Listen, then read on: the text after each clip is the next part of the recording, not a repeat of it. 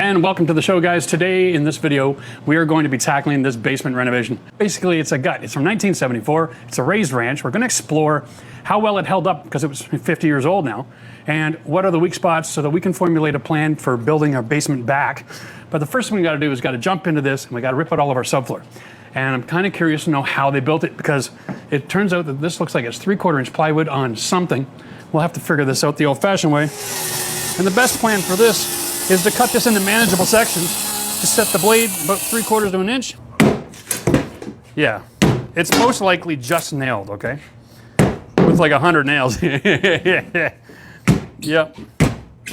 Maybe you can grab the other end of that, get underneath there and give it a lift. Oh yeah, that's why you wear the hat. Here we go. We're all wearing hats just so that Nate wears a hat, because he needs to wear a hat. All right, let's lift this up and let's show everybody at home what we found.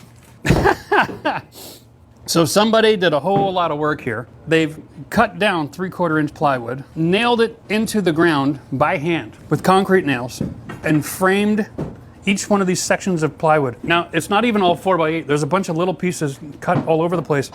So this is going to be really interesting. I want you to just try attacking straight on, sliding into that nail at the plywood.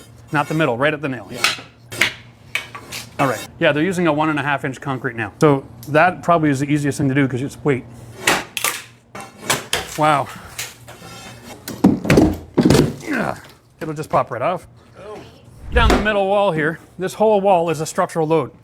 And you can tell because when you look up in the ceiling, the floor joist coming from one side, that's the floor joist coming from the other side, and they're all meeting up right along this wall, all right? And when we get into this closet, we've got an issue where this is kind of like back-to-back closets for the two bedrooms, but the floor joists are not consistent with where they meet up. So a lot of them are picked up on load over here, some of them are picked up on load over here, some of them are picked up over here, some of them are just cantilevered in between. My plan is to come back and turn this into a bedroom and an office. That could be a bedroom. And so we're gonna rip all of this out. We're gonna build a new wall that's made of a 2x6, and it's gonna pick up all of this overlapping and create a new structural load wall right here as a separated wall.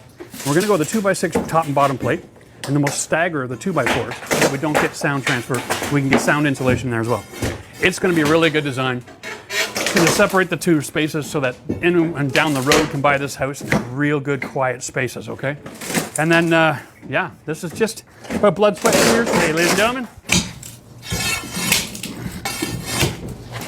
Brilliant. Okay. Boom. Piece of cake. So the plan here is to actually open up the space. So having a wall to separate the living space from the living space makes no sense. Come on, honey.